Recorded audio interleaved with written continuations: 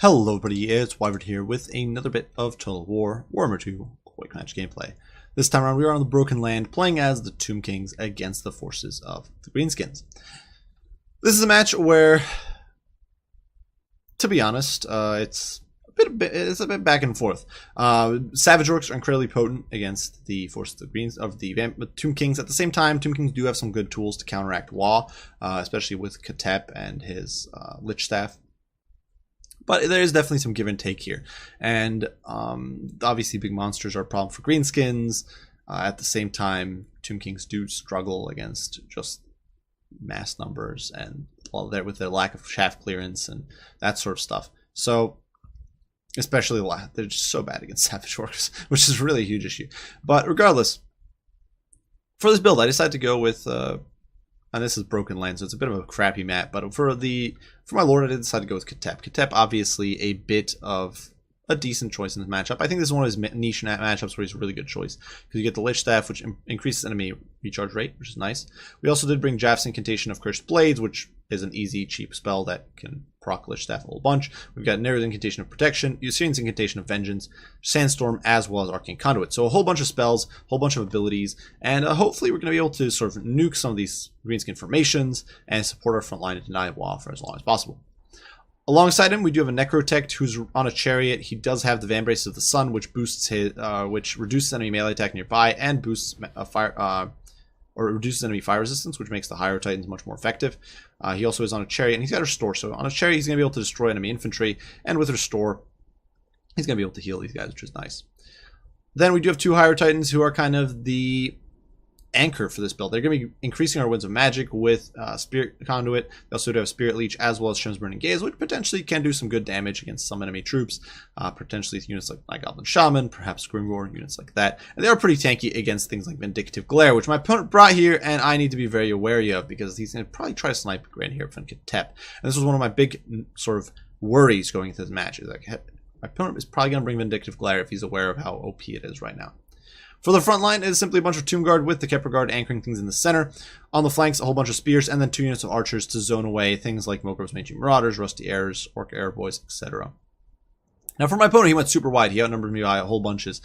He did bring 2 Forest Goblin Spider Riders on the flanks, some Night Goblin Archers, 2 Nasty Skulkers, the AP Loonies here, who are unbreakable, of course, and then a Night Goblin Shaman vanguarded with Sneaky Stabbin', Vindictive Glare, Itchy Nuisance, Corkle Fix-It, the Madcap Mushrooms, and Sneaky Stealing, which is all very, very annoying, and potentially he's going to do a lot of damage to Katep, which is just such a pain in the posterior.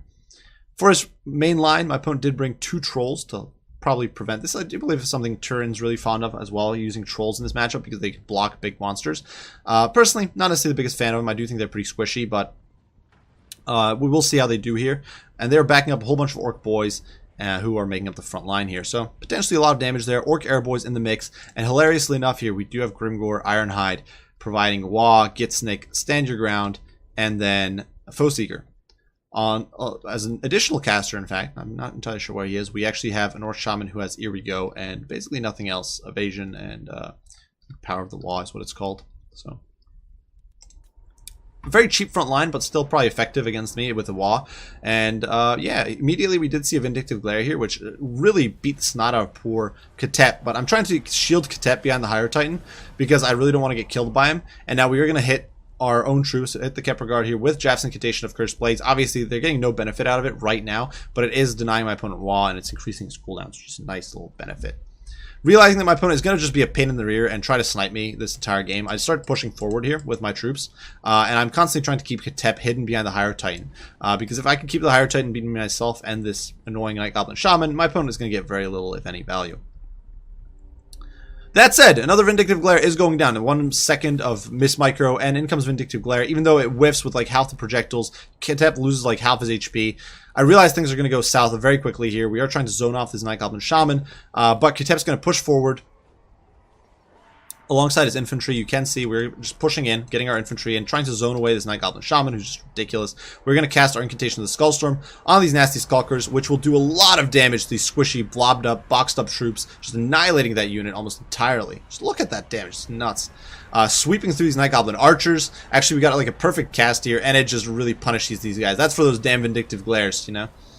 But pushing in, at this point, you know, buffs have gone off. My opponent pops. Here we go. We counter push in with our higher titans, with our necrotech. We're gonna start whittling these guys down. Archers raining fire down on the trolls, and Katep runs like hell. I decided I'm not gonna stick around for another Vindictive Glare. I'm not gonna get sniped by that annoying cheesy ability, and I really need Katep to stick around. So unfortunately, because of this, Grimgor is gonna be able to get into melee here.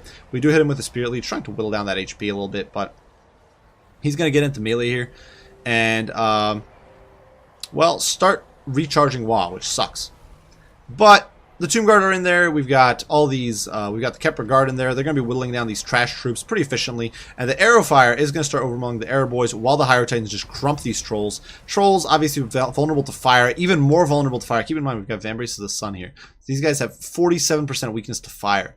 So these Higher Titans, which are already hitting for 550, are going to be hitting for close to 700, close to 800 probably against those, or maybe even over. Yeah, they're going to be hitting for over 800 against these Trolls before armor, of course, and all that. But it's pretty nuts. So we are melting these guys pretty effectively. The Trolls getting beaten back, getting their stuffing kicked out of them. And Katep just hiding back here like a wuss because we really don't have the tools to defend him. Now, for my opponent, Night Goblin Archers, they routed the Nasty Skulkers all the way back there. He does get his wall off because Katep wasn't in range to cast. Really, I should have been casting Incantation of Cursed Blades here. We do get a new Syrian's Incantation of Vengeance on the Spider Riders, who are getting run down by the Necrotect and these spears, which is nice. Of course, Skeleton Archers being undead are not going to break here, which is really, really beneficial. And they're going to keep firing, and they're going to take these Orc boys to Pound Town. And my opponent here being forced back a little bit. Grimgor pops Gitsnake, but he's not going to be able to stay in here for too long against these Higher Titans. They are a pretty potent force. They've got 52 and 45 melee stats, so pretty tanky, pretty solid stat-wise. And they are forcing full routes on these Orc boys and just forcing my opponent to really reconsider his life choices there. Unfortunately for my opponent, he did forget about these Forest Goblin Spider Riders over there. He flanked with them and then left them. So Grand Hierophant Katep here sitting around doing nothing and trying to evade getting shot by the Vindictive Glare, hoping I'm out of range. I don't even know. I might actually be in range here, but my opponent doesn't notice it. And the Night Goblin, or he might not even have the Winds of Magic. So we get in there with our Necrotect, and we're going to finally run this bastard down. And Night Goblin Shaman trying to defend himself here, but this guy is on a chariot, so he's going to start beating the snot out of him. You can see whips him there and really teaching him who's boss, though this guy is not routing quite as fast as I would like. Anytime the Archers wailing on these Trolls, whittling them down, you can see their leadership buckling before they're even able to get in against the Tomb Guard. Elsewhere, Orc Boys, Savage Orc Big Guns falling apart under pressure, the Kepler Guard pushing through the Hero Titans, or the Higher Titans in here against the Grimgor. And Katep, you know, pursuing, doing a little bit of poking here and there. He's up to, well, he's got a bajillion kills because of the Sandstorm, but playing safe because I don't want to get hit by the Vindictive Glare. We finally do route the Shaman off, and that means Katep can suddenly get in here and start working his magic. So he's going to push in.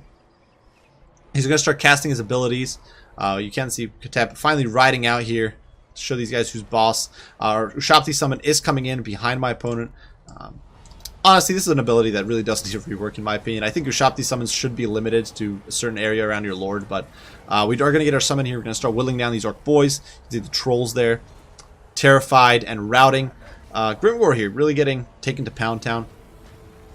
And at this point, with Arkan uncontested, essentially, we're going to be able to do a lot of hurt. We're going to be able to hit some of our troops with Jaff's Incantation of Cursed Blades, increasing that cooldown. So Grimgor is not going to be able to get Wa at this point, really. And you can see the Orc Boys, they're just forced to rout. Over here, the Necrotech finishing what he started, running down this poor Night Goblin Shaman. All these troops just full-on routing because they don't have the leadership for this. The Night Goblin is unbreakable, of course, but they are alone at this point, essentially. My opponent is forced to GG out. So, a very rough game, I would say. Well played to my opponent, obviously taking advantage of a really stupidly powerful spell right now, which honestly can't blame him. I think that's a smart use of that spell, and it helps counteract someone like Katep.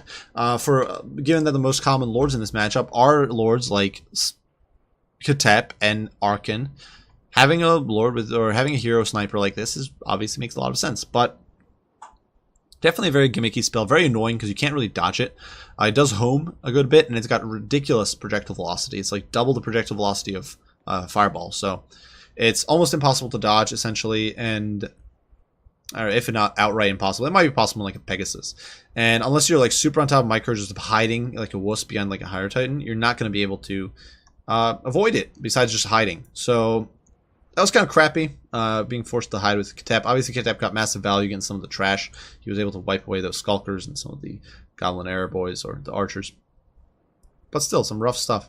Otherwise, you know, the build, I think this build is pretty solid for Tomb Kings if you're trying to fight against Greenskins. If you're able to keep your Lord, honestly, I could have been casting cheap spells, even with Ketep out of range, and that was just stupid on my part not doing so. So I let Grimgor get a off, which honestly I shouldn't have. That's a misplay on my part. And honestly, if I was just spamming spells as well, I would have been able to reset the cooldown continuously on Vindictive Glare. So double whammy of misplays there on my part. Otherwise, you know, I think this build holds up pretty well. The higher Titans are really hard to deal with for Greenskins. Greenskins kind of need to sweep aside these Tomb Guard and get on top of the Titans and just swamp them with like Savage Rook big guns. And my opponent just wasn't able to do that. Now for my opponent's build, obviously Vindictive Glare, good choice. I do think doubling up casters is just not worth it. Orc Shaman is kind of expensive, I think, even with just one spell and very little else. I don't think it's really worth it. I think you're better off just going with the one caster. Night Goblin Shaman's good enough. If you want Grimgor, sure, go for it. But you don't need two casters, in my opinion. I guess it is a nice backup if Wa isn't blocked, but I don't know. Not the biggest fan. I also do think that rather than going for this much chaff in the front line, it's better to go with a bunch of Orc Big Guns. Savage Orc Big Guns. Maybe backed by a few Savage Orcs. And I think that gives you a much better front line. I'm personally not that fond of trolls in this match. I don't really think they're that useful. I know Turin runs them a lot in this match, I think, or at least he did quite a few videos with them. But I personally am not that fond of trolls in this matchup. I think their leadership is kind of bad. Obviously it is, and things like Higher Titans will just kick their ass and send them fleeing, which I don't know. Makes me think that you should go more on the Savage Rook side of things. But regardless, still. Cool comp. I do hope you guys enjoyed the video. Well played to Pavel Shapino here. I do hope you guys enjoyed it. If you did, be sure to leave a like, subscribe, share, all that good stuff. If you have any comments, any criticisms, any questions, don't hesitate to post them down below. I will do my best to respond as soon as I can. I do thank you all for watching, and I will see you all in the next one. Wyvern out.